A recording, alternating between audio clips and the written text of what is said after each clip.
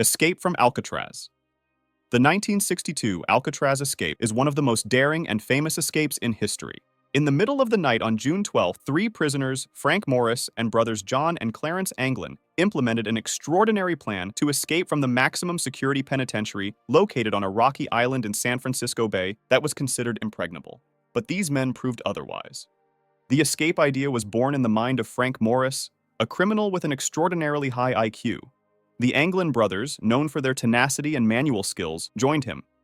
Using rudimentary tools such as spoons and old hacksaw blades, they began digging small tunnels from their cells to an unguarded service corridor.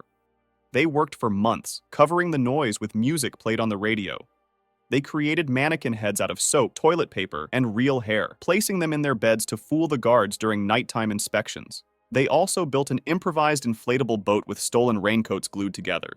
On the night of June 12th, the plan finally came to a climax. Morris and the Anglins slipped through the excavated openings, reaching the roof of the prison. From there, they descended down a vent pipe and reached the ground. They crossed the yard and made their way to the edge of the island, where they inflated their dinghy and launched themselves into the cold, turbulent waters of San Francisco Bay.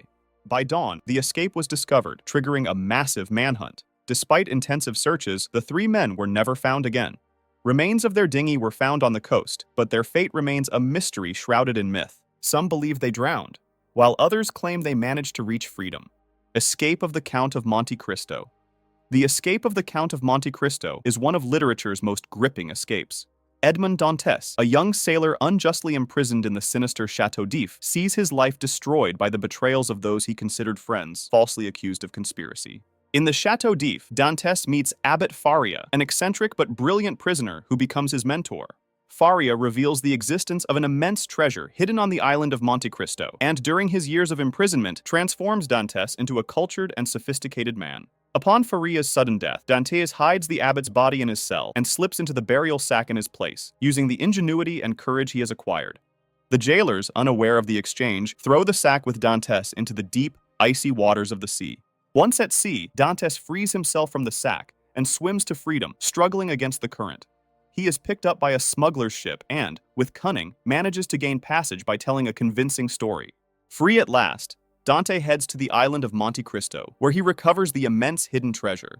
With a new identity and unimaginable wealth, he transforms himself into the mysterious and powerful Count of Monte Cristo. With his new status, he orchestrates an elaborate and relentless revenge against those who betrayed him, unraveling secrets and guilt with surgical precision. The escape of Dieter Dengler. Dieter Dengler's escape in 1966 is one of the most extraordinary escapes from captivity during the Vietnam War.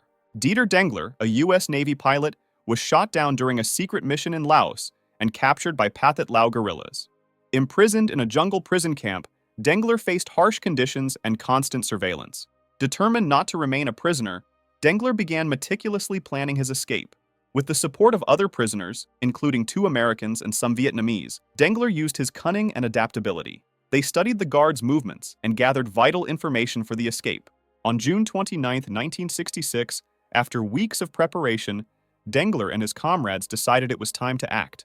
Taking advantage of a moment of distraction on the part of the guards during a thunderstorm, Dengler and the other prisoners attacked the guards, killing some of them, and managing to seize weapons and supplies. Thus began a desperate escape through the inhospitable and dangerous jungle. For 23 days, Dengler faced hunger, disease, and the dangers of the jungle, surviving through his incredible determination and navigational skills. He fed on berries, insects, and whatever he could find, always on the run from enemy patrols. His physical and mental strength sustained him until, almost at the end of his strength, he was finally spotted and rescued by an American reconnaissance plane. Dieter Dengler was rescued and brought back to safety, becoming a hero and symbol of resilience and courage and demonstrating the power of the human will. The Great Escape from Stalag Luft III. The Great Escape from Stalag Luft III in 1944 is one of the most daring and ingenious mass escapes of World War II. Stalag Luft III, located in Poland, was a German prison camp intended for downed Allied airmen. The camp was known for its extreme security measures, but the prisoners had an extraordinary plan.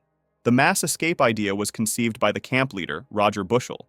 The plan involved building 3 tunnels, called Tom, Dick, and Harry, to increase the chances of success. Working in secret and under constant threat of detection, the prisoners used improvised tools to dig the tunnels, which stretched more than 100 meters below the barbed wire and guard towers. Working in the tunnels was exhausting and dangerous. Prisoners had to deal with the lack of air, the risk of collapse, and the need to hide tons of earth. To transport the excavated material, they invented a system of trolleys on rails. To avoid detection, they hid the earth in the camp gardens and in the legs of their pants, scattering it surreptitiously during daily walks. On the night of March 24, 1944, 76 prisoners attempted to escape through the hairy tunnel. Wearing homemade civilian clothes and armed with false documents, the prisoners exited the tunnel one by one. However, the tunnel exit was only a few meters from the forest, and German sentries discovered the escape before everyone could escape. Despite the discovery, 76 men managed to escape in the middle of the night. The manhunt that followed was one of the largest of the war. Of the escapees, only 3 managed to reach freedom, while 50 were captured and tragically executed on Hitler's direct orders. Escape from Dannemora. The escape from Dannemora in 2015 is one of the most daring and spectacular prison escapes in recent history.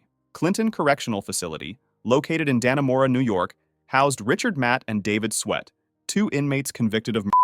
These men, with the help of a prison employee, managed to pull off an ingenious and dangerous plan. The plan began with Joyce Mitchell, a prison seamstress who developed a relationship with the 2 prisoners.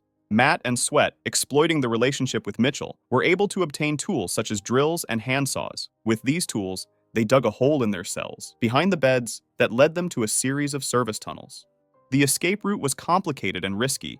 Matt and Sweat had to crawl through pipes and ducts, cut metal, and overcome extremely difficult obstacles. After weeks of meticulous and silent work, on June 5, 2015, they finally managed to reach the outside of the prison through a manhole, exiting in the middle of the night.